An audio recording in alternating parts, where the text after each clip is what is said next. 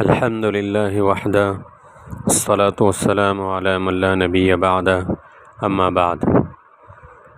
بے مکروہ سبب نمبر 3 اس کا بیان کریں گے، جس کا عنوان ہے کسی عبادت میں خلل کا باعث ہونا، یعنی خرید و فروخت کسی عبادت میں جب خلل کا باعث بن رہا ہو تو اس کا حکم پھر کیا ہے۔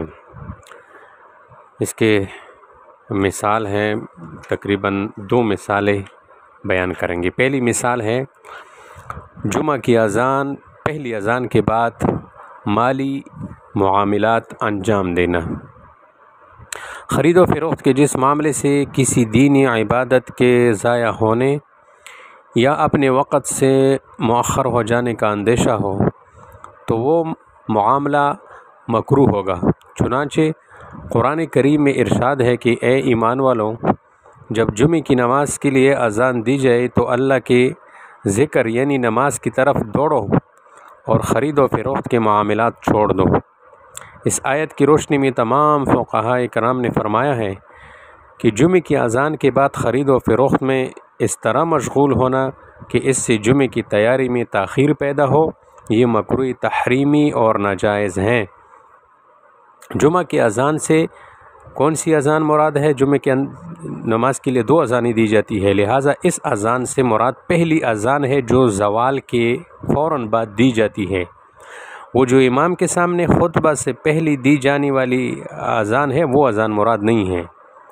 اب قرآن کے اس حکم پر قیاس کرتے ہوئے ہر وہ معاملہ مکروہ قرار پائے گا جو کسی بھی فرض یا واجب عبادت میں تاخیر یا خلل کا باعث ہو۔ مثلا جماعت کھڑی ہونے کے بعد فروخت کرنا یا حج کے وہ افعال جو کسی وقت کے ساتھ خاص ہو اور وقت میں تنگی بھی ہو تو ان افعال کے اوقات میں خرید و فروخت کا معاملہ کرنا وغیرہ۔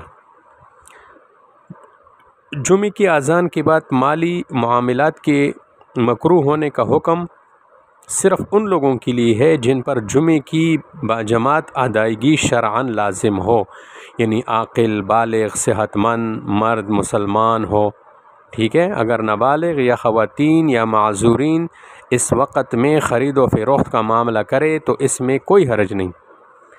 اسی طرح اگر جمعے کے لیے جاتے ہوئے راستے میں روکے بغیر معاملہ کیا جائے، چلتے چلتے کیا جائے تو وہ بھی مکروہ نہیں ہے، کیونکہ اس طرح کا معاملہ جمعے کے حاضری میں تاخیر کا باعث نہیں بنتا۔ جمعے کی اذان کے بعد خرید و فروخت کی ممانعت کا یہ حکم اذان اول کے بعد سے لے کر جمعے کی نماز کے اختتام تک باقی رہے گا۔ جمعے کی نماز کے اختتام سے مراد فرض نماز کا اختتام ہے۔ فرض کے بعد سنتیں پڑھنے سے پہلے اگر کوئی شخص معاملہ کرے تو اسے مکروہ نہیں کہا جائے گا، البتہ نامناسب ضرور ہوگا۔ اگر اس میں مشغولیت کی وجہ سے سنتیں چھوڑ دی جائے تو سخت نامناسب حرکت ہوگی، اس لیے سنتیں ادا کر کے اس کے بعد معاملے کو انجام دیا جائے۔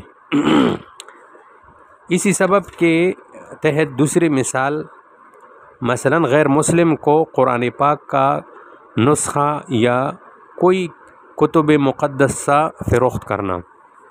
قرآن پاک کی تعظیم ہر مسلمان کا دینی فریضہ ہے۔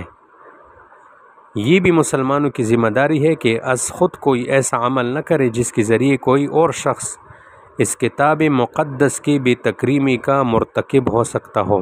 اس بنا پر کسی مسلمان کے لیے جائز نہیں کہ وہ قرآن پاک کا نسخہ کسی کافر کے ہاتھ فروخت کرے، کیونکہ یہ عین ممکن ہے کہ وہ اس کی توہین کا مرتکب ہو۔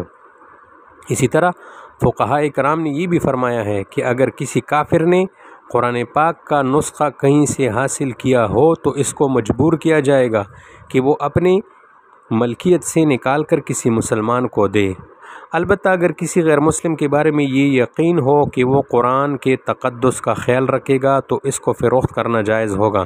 اسی طرح اگر کسی غیر مسلم کے بارے میں یہ قوی توقع ہو کہ وہ اگر قرآن کا مطالعہ کرے گا تو اسلام قبول کر لے گا تو اسی بھی قرآن پاک کا نسخہ دینے میں کوئی حرج معلوم نہیں ہوتا۔ جو حکم قرآن پاک کے بارے میں ہے یہی حکم پھر حدیث اور فقہ اور سیرت کی کتابوں کے بارے میں بھی ہے۔ البتہ ایسی چیزوں پر پابندی لگانا اور اس پابندی کا عملی نفاذ کسی مسلمان حاکم کے ذریعے سے ہی ہو سکتا ہے۔ عام مسلمانوں کو اس طرح کی پابندیاں لگانے یا کسی کافر کو مصحف کے فروخت کرنے پر مجبور کرنے کا حق حاصل نہیں، کیونکہ اس طرح اقدامات اصلاح کے بجائے فساد کا باعث بنتے ہیں اور اسلام فساد برپا کرنے کا حکم نہیں دیتا۔ اب یہ جو حکم بیان کیا گیا ہے قرآن پاک اور کتب مقدسہ کی کتابی شکلوں سے متعلق ہیں۔